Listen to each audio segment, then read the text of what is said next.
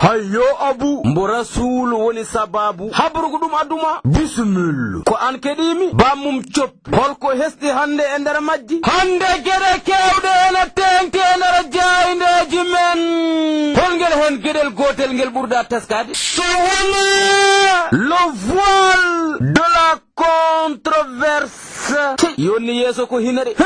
kono wona gaɓɓuli jogarabranno e wiide journal Le Soleil ay oy institution nottotoɗo 15 ans d'arc mbo Dakar de won oljo nenaɗo toon de nendude so wona ko école battuɗo hadde murnugol e nder mum uddirgol paangol ardingol woni 2019 2020 woni sababa windudeɓe dendagal jibnaɓe ɓen sugoɓe janggoɓe toon batakeji soko tintini ɗumen alhaali o guila kafe gal law feere ndi journal o wimen ɓe jiiɗi ko siinude alhaaliji batteɗi e nder école aji nendude e on école e taw ko école aji jiiɗude fandare école aji ɗo wi ndendinki leydi men Sénégal Burkina Faso Niger ene wonde e Togo ko ɗum watte e ɗin yo waɗe ɗo woni sababu école mo journal o men ƴetti feere yamudude elweɓe toniji ko ɗo journal o rutini goto e yummonaɓe ɓen sukaɓe hollitɓe wonde ɓe cinani contrat gonnoɗo hakkude mumen e mabɓe e wiide Mouhamadou Rose gonnoɗo e woyde guiti mum camma gonde ko aadi bile aadi salade aadi ɓuuri firtude aadi keɓe firtuɓe aadi ko kargol jogol ngol ruttinade huuli ɓendunode woni duuɓi 90 kono wi on article mo 52 mo règlement intérieur école wino ko neɗɗo murnade ɗum wona hunde haɗande heddi noon ko murnugol ngol ganduɗa tan ko murnoɗɗa ko yo jogo mbaadi ndi école o suɓnidi hoore mum o wi neɗɗo woto ƴeew ko fawto ko e dow hoore elew yo ƴeew ko wonata ko e nder hoore elew saabu ɗum ɗo so sinam elweɓe toliɓe 50 koko natta toon janggude woni sababu waddema namnal ɓen sukaɓe fonnoɓe wadde classe période terminal holno jokkotirat jangdele mumen te taw hay école gonɗo toon to Mermoz kañumne jaɓani murnugal neɗɗo fof ne jogui ko gonɗini so wayini firti keɓe jaɓɓi pibli sukaɓe mabɓe ko ɗo naati hen konguɗi docteur El Hadji Amata Thiam mo ganduɗa ko consultant en droit o wi hay sidi tawi école o woni koye jimani leydi men Sénégal sababu waɗatat examen ji mum kono école aji privé ji ɗi pop mbaɗata ni examen ji mumen hatta kam wodi jejjiden on décret mbo numéro 997 temedde 5 e wiide makko yimɓe mbawa wonde e nder leydi ene mbaɗa hen appliqué loi ji leydi gonɗi e wiide juriste o ndeɗo feere fifitindirani e règlement intérieur mbo école ci yiɗi toon nela toon ko firti kan aɗa nenanno ngun goomu yamurongo ko moƴƴi haɗongo ko boni nodirtongo jamra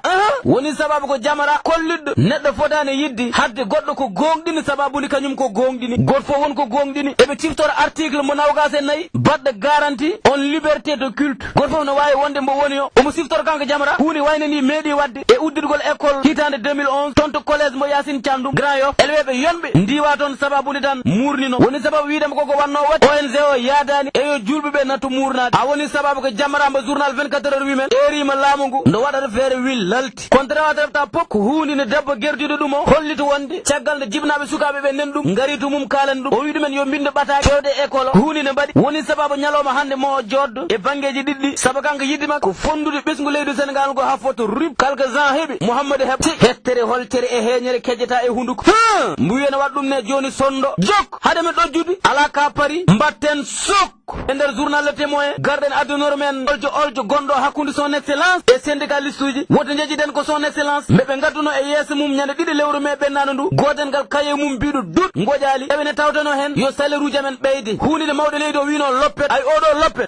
ko loppet mo henenaki yoga e mabɓe janggonoɓe wiɓe mawɗo leydi o koko famɗini liggotoɓe ɓe leydi men ko mbiɗa ko ala koko ɓe mbi ko woni sababu soynade men konguɗi notirtoɗo Abdoulaye Ndoye to e nder 24 heures biɗo mato ko hande ɗo gañiɗo wona hanki haɗa élection ngaji ɗi ko hande weele haalde elle notirtoɗo Abdou Fatimba Selse a koko gonɗin haala ka soko wiidi wallahi ko gonga ko polɗo ene waɗi yimɓe menacé en hulɓin ɗumen ko syndicaliste en de journal Le Témoin wimen battini habde koye mumen soko weddidirde konguɗi ko mbiɗa ko taade notirtoɗo Sidiya Ndiaye holliti ɓen ɗon jaɓanɓe mawɗo leydi o ko jaɓani ɗum ko koko mbantiri liggotoɓe ɓe leydi men laamu ngu e patronat o goɗɗo notirtoɗo Mbaalo Dia Thiam biɗo mawɗo leydi o wona yiili ko wadde ɓe provoqué ha ñande kaldigal goɗɗo notirtoɗo Mody Guido jabti soko wiidi ko syndicaliste en wasɓe ɓe tan gonat ɗon oljo jamme ñalawma ne kadi yimɓe nende koko wonti pooɗe e nduure e nder mabɓe ko mbiɗa ko nenda ko ɓoyani coyniɗon konguɗi notirtoɗo professeur Diaw to e nder Vox Populi biɗo mawɗo leydi o jabri syndicaliste en ɓe tan ko par rapport e politique mum mbo yiiɗo sinude e oɗo manda mum ɗimmo oljo mbo syndicaliste en ko natti hen oljo mo luldiɓe to e nder journal Observateur woto jejjiten oy projet de loi jewtiɗe ittugol poste guerrier jagol wona kam a yejjitani ko nayi lewru me jogoto wonde pléniére toon to suudu men serɗiyeji wono ummiɓe dariɓe daɗiɓe lang gam luldade hunde kambida ko nende M23 ko nende FDS ko nende FRAP ko nende Vision citoyen do pop mbiko ko mbarat 23 juin bis goddo no de Babacar Diop wi yani ko jogore haddebe wadde seppoji mabbe boyana coni dan kabaru yana mar no jogore haalde hen nyaloma han woni sababu vox populi wi men mouvement ji citoyen tolnide e joy noddi dental kewgal tonto damal suudu men sardiye ngam lundade on don luwa ngojo buutaado ko dolde kono wana jiro woni sababu ngojo journal enquête ko situation faggudu leydi men ciogguuli jogorde beydade wiitudu duddo e nder leydi men nyalomaji paadi do wi so beydin woto bettu yimbe de sababu ne wiide mak haysine tawi ko leydi men Sénégal gondi e tinnade e yes on FMI ko beydare jogorde sinede beydugol ngolo joofi e nder mum ya ngarta boulangerie ji e industrie aji woni sima hen e ko nende hen natti hen konngol économiste noddotoɗo Maysa Babou mbo yodnani caɗele gurdam ɗo e nder leydi men te ko wana ko ɗum ɗin milliard uji temettati batteɗe e coɗugol otuji yo ƴewte yimɓeɓe so goni sérieji la buddu ustu dépense uji mumen ɗi potani wadde ɗi e wiiduma ko laamu ngu yo jok e wallude ɓesgu ngu doot ɗi le quotidien rutunimo procès mbe beete cuune almuɓe mum hunino wi wono konguɗo kesi nenaɗe hen nanduɗe notirtoɗo Samba Fall wi ne ɓe mbaɗat nde golle ɗe ɓe gondani e haqqillaji mabɓe kambiɗa ko nanda ko notirtoɗo Momar Talla Diop wi ke gilliɗe ɓe jinnoɗi beete cuune jamfiɓe tradarata pop ko beete e yimɓe mum ɓe o wi janggo mumen jaggama altine jeegom lewru me ko woni yes daɗani gui mara ko deytani holko jiiɗa so wona e wiide observateur toon to Kaffrine e nder diwan mo Bignona région Ziguinchor ko suku gorko notirtoɗo Mouhamadou Diallo jibinaɗe hitande ujunere e temedde jeenayi e capanɗe jeenayi tonto jawɓe tawaɗo ene rende e debbo jananɗo e wiide journal noon debbo yahanno ko gues yohnoyde joom galle mum ko woni yohnoyde anne nawande ɗum battari ko ɗo fotte diallo sango waktuji 16 tawi noon bettimbo ko dognannoɗo jakarta nawannoɗo client mum terimbo Allah waɗi jaggimbo hono nane joni ni won omo tawe toon de gendarmerie e o saaha debbo e wiide journal o ma safari saba ɓuuri sirde Salamata Diop momi haalani neɗɗo kalko wona debbo mum yo reeno ala ko haali debbo jananɗo desɗo jinɗo e desaɗo jinɗo yo goto fof faam jomum ko mayɗo so tubani kay ko guurɗo mayɗo jahowo te anda taw ko mayɗo nattanat ɗum wonde mayɗo tan ko ƴettude ko warat ya wi joom galle jomum mi waddine joom suudu ma naggam ko jiɗɗa fof mbaɗami sene warma sene yaafoma kono noon